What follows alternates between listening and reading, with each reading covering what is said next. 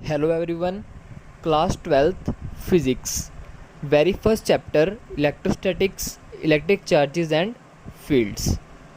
सबसे पहले स्टार्ट करते हैं इलेक्ट्रोस्टैटिक्स से। इलेक्ट्रोस्टैटिक्स क्या होता है? इलेक्ट्रोस्टैटिक्स खुद ही डिनोट कर रहा है electro plus statics. It means electro means charge and statics mean rest. Study of charges at rest is known as electrostatics. अब आ जाती है चार्ज की बात। चार्ज हमारे पास दो टाइप्स के होते हैं, सबको पता है, एक पॉजिटिव और एक नेगेटिव। अब सबसे पहले if body loses electrons then it means it have positive charge, and if body gain electron, अगर कोई भी चीज़ गेन हो रही है यानी कि नेगेटिव इलेक्ट्रॉन। अब like charges repel each other, यानी कि पॉजिटिव पॉजिटिव और नेगेटिव नेगेटिव ये रिपेल करेंगे, और अनलाइक चार्जेस यानी कि पॉजिटिव और नेगेटिव ये अट्रैक्ट करेंगे। अब आ जाते हैं हमारे पास क्या क्या मेथड हैं कि अनचार्ज बॉडी को हम चार्ज कर सकते हैं। अब सबसे पहले मेथड आता है रबिंग मेथड। रबिंग मेथड का मतलब क्या होता है कि हम दो बॉडीज़ को अगर आपस में रब करवाते हैं तो हम एक अनचार्ज बॉडी को चार्ज दिलवा सकते हैं। कैसे? जैसे कि एक प्लास्टिक कॉम की हेल्प से हमने बचपन में एक्सपेरिमेंट सब ने किए हैं कि प्लास्टिक जो कॉम होती है जब हम अपने हेयर पे रब करते हैं उसे, तो स्मॉल पार्टिकल्स यानी कि स्मॉल पेपर पार्टिकल्स वो उठा सकती है। तो ये चीज़ साथ में बैलून का एग्जांपल ले लो। अब बैलून अगर सिंपली हम ऐसी वॉल पे अटैच करेंगे तो वो नहीं लगेगा, और अगर जैसे ही आप बैलून को सिर के ऊपर रब करते हैं तो फिर उसको वॉल पे लगाएं तो वो साथ कुछ टाइम के लिए अटैच होता है। क्यों? क्योंकि उसके ऊपर चार्ज आ जाता है और वो अट्रैक्ट होना शुरू हो जाते हैं। जैसे कॉम के ऊपर नेगेटिव चार्ज आ जाता है तो वो अट्रैक्ट हो जाती है। अब सेकंड मेथड आता है मेरे पास इंडक्शन का। इंडक्शन का मतलब क्या है कि एक चार्ज बॉडी है और एक अनचार्ज बॉडी है, यानी कि मेटेलिक बॉडी। अब इसके अंदर मेटेलिक बॉडी की बात हो रही है। अब मान लो एक ए बॉडी है और एक बी बॉडी है। ए के ऊपर तो पॉजिटिवली चार्ज बॉडी है ए बॉडी। अब बी बॉडी के अंदर जीरो नेट चार्ज है, यानी कि पॉजिटिव और नेगेटिव न्यूट्रलाइज हैं। अब जब मैं इसको इसके पास लेके जाऊंगा विदाउट टचिंग, तो ये क्या करेगा, जो बी के अंदर नेगेटिव और पॉजिटिव बराबर है ना, यानी कि न्यूट्रलाइज है, जो नेगेटिव वाले हैं वो एक तरफ हो जाएंगे और जो पॉजिटिव वाले हैं वो एक तरफ हो जाएंगे। अब बात आती है मेरे पास कंडक्शन की। कंडक्शन में क्या होता है, इसमें टचिंग से काम होता है। जैसे टचिंग का मतलब क्या है कि अब जैसे ए और बी, ये एग्जांपल समझिए, ए और बी मेरे पास दो बॉडी पड़ी हैं। अब ए के ऊपर चार्ज है क्यू और बी मेरा अनचार्ज है। ये बिफोर टच की बात कर रहा हूँ। और जब टच हो जाती हैं ये, टच के दौरान क्या होता है, टच के बाद half of charge equally divide हो जाता है। जैसे कि ए के पास Q/2 हो गया और बी के पास भी Q/2 हो गया। हाँ जी, अब बात करते हैं कूलम्स लॉ की। अब कूलम्स लॉ ये हमने बच्चों में भी पढ़े हुए हैं ये सब। कूलम्स लॉ में क्या होता है कि F is directly proportional to Q1 and Q2। अब ये मैग्नीट्यूड के अंदर होते हैं चार्जेस, और F is inversely proportional to R²। जब इन सबको कंबाइन कर दूंगा तो ये क्या हो जाएगा, F is directly proportional to Q1 Q2 upon में R²। अब डायरेक्टली प्रोपोर्शनल जब भी हटाऊंगा तो वहाँ पे एक कांस्टेंट लग जाएगा, तो हमने इसको K से डिनोट कर दिया, जिस मर्जी से डिनोट कर सकते हैं। अब K की वैल्यू क्या होती है, ये फिक्स्ड वैल्यूज़ हैं, 1/4πε0। अब इसकी वैल्यू क्या है, 9 × 10⁹ न्यूटन मीटर स्क्वायर पर सी का स्क्वायर। अब मेरे पास आ जाते हैं, अब हम बात करते हैं कूलम्स लाइन वेक्टर फॉर्म की। अब भाई एक चीज़ देखनी ज़रूरी है, कूलम्स लाइन वेक्टर फॉर्म। अब इसका पोजीशन वेक्टर फॉर्म भी होता है, लेकिन अब वीडियो लंबी ना हो इस करके मैंने खाली कूलम्स लाइन वेक्टर फॉर्म ही बताने की कोशिश की है।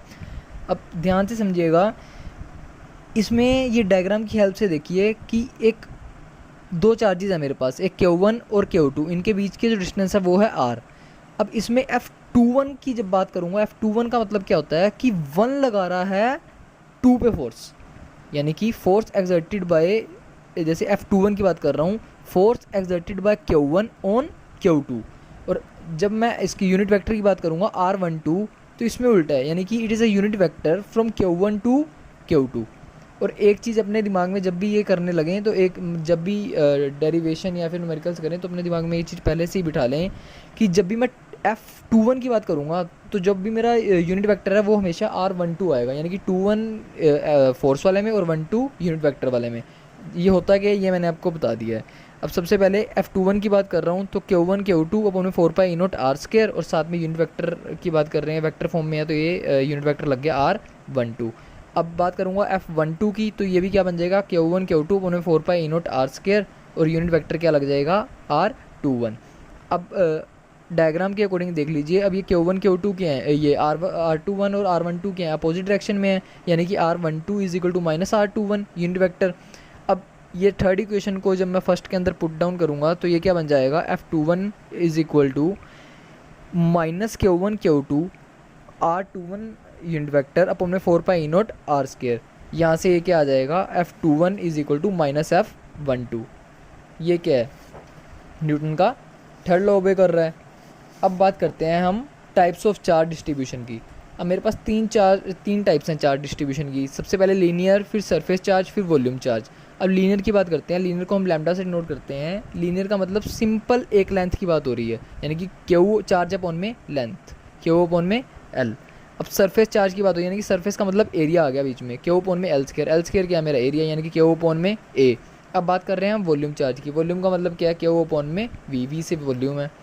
अब बात करते हैं इलेक्ट्रोस्टैटिक फील्ड। अब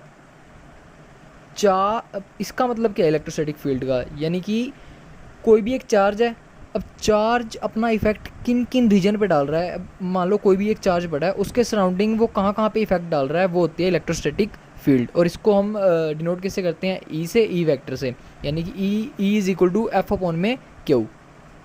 ये इसका मैथमेटिकल एक्सप्रेशन है। अब इलेक्ट्रिक डायपोल क्या होता है। इलेक्ट्रिक डायपोल क्या होता है कि एक ऐसा अरेंजमेंट है जहाँ पे दो इक्वल चार्ज पड़े हैं बट अपोजिट इन नेचर, यानी कि एक माइनस का और एक प्लस का है, और इनके बीच का जो डिस्टेंस है वो कितना है 2L। तो ये होता है इलेक्ट्रिक डायपोल। अब डायपोल मूवमेंट क्या होता है। डायपोल मूवमेंट को हम वेक्टर से नोट करते हैं, और इसका फॉर्मूला क्या है, Q into 2L। Ideal dipole, ये इंपॉर्टेंट क्वेश्चन है, पेपर पॉइंट ऑफ व्यू से ये आ जाता है एक 1 मार्क्स के क्वेश्चन में। अब आइडियल डायपोल क्या होता है, when the distance between the two charges is negligible, it means 2L is equal to, कह लो वो 0 के बराबर होगा, तो इस अरेंजमेंट को हम बोलेंगे आइडियल डायपोल। तो अब बात करते हैं, अब साथ ही साथ फ्रेंड्स प्लीज़ चैनल को सब्सक्राइब करें। आपका तो एक क्लिक है, लेकिन हमारे को मोटिवेशन इससे में होता है, तो प्लीज़ जो भी वीडियो देख रहे हैं तो सब्सक्राइब ज़रूर करें। हाँ जी, अब आ जाते हैं इलेक्ट्रिक फील्ड लाइंस में। इलेक्ट्रिक फील्ड लाइंस क्या होती हैं, ये it is a path straight or curved tangent at any point will give the direction of electric field intensity, यानी कि जो भी स्ट्रेट पाथ मान लो, कर्व टेंजेंट मान लो, जो भी इलेक्ट्रिक फील्ड इंटेंसिटी की डायरेक्शन दे हमें भी, किस डायरेक्शन में जा रही है इलेक्ट्रिक फील्ड इंटेंसिटी, उसका मतलब होता है इलेक्ट्रिक फील्ड लाइंस। अब इसकी प्रॉपर्टीज़ मोस्ट इंपॉर्टेंट है पेपर पॉइंट ऑफ व्यू से, ये पूछी जाती हैं पक्का।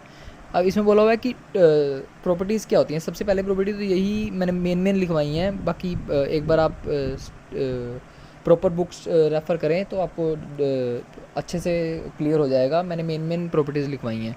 अब सबसे पहले प्रॉपर्टी मैंने ली है कि two fields lines can never intersect each other.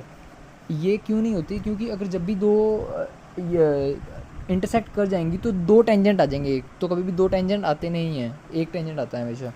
और दूसरी प्रॉपर्टी है कि it starts from positive and ends at negative. और थर्ड प्रॉपर्टी है electric field lines are always continuous. Continuous का मतलब क्या है कि कभी भी गैप फॉर्म नहीं करेगी, अगर डिसकंटिन्यूस हो जाए तो गैप आ जाएगा बीच में। अब ये मैंने कुछ एग्जांपल्स लिए हैं जिसकी हेल्प से आपको क्लियर हो जाएगा। अब फर्स्ट एग्जांपल में मैंने बताया कि अगर ऐसा कुछ डायग्राम बन रखा है, यानी कि अगर वो फार हैं इलेक्ट्रिक फील्ड लाइन से एक दूसरे के, तो वो वीकली है, और ये अगर बिल्कुल पास हैं तो इसका मतलब है स्ट्रॉन्ग, यहाँ पे स्ट्रॉन्ग इलेक्ट्रिक फील्ड है। अब सेकंड एग्जांपल में मैंने बताया कि इसका डायग्राम कैसे बनेगा, if Q is greater than, Q positive है। अगर मैंने पॉजिटिव की बात करी, यानी कि पॉजिटिव से नेगेटिव जाएगा ना, तो देखो मैंने पॉजिटिव से नेगेटिव की तरफ एरो करे हैं, यानी कि बाहर कोई भी नेगेटिव पड़ा है तो ये पॉजिटिव से नेगेटिव है। अब आइडियल डायपोल की बात कर रहे हैं। आइडियल डायपोल में क्या मैंने आपको बताया था, ये प्लस का, ये नेगेटिव का, और ये बीच में क्या होता है 2L। अब पॉजिटिव से नेगेटिव जा रहा है, यानी कि बाहर नेगेटिव पड़ा कहीं पे भी, ये नेगेटिव, और ये पॉजिटिव से नेगेटिव, और ये नेगेटिव वाला है, यानी कि बाहर कहीं भी पॉजिटिव पड़ा है तो पॉजिटिव से नेगेटिव। ये एरो आई होप आप क्लियर हो गए होंगे। और आगे के जो भी टॉपिक हैं, एक्सियल, इक्वेटोरियल, गॉस लॉ, आगे फर्दर वीडियो बनाएंगे तो उसमें मैं आपको क्लियर कर दूंगा। Hope all clear. Thank you very much. Subscribe जरूर करें।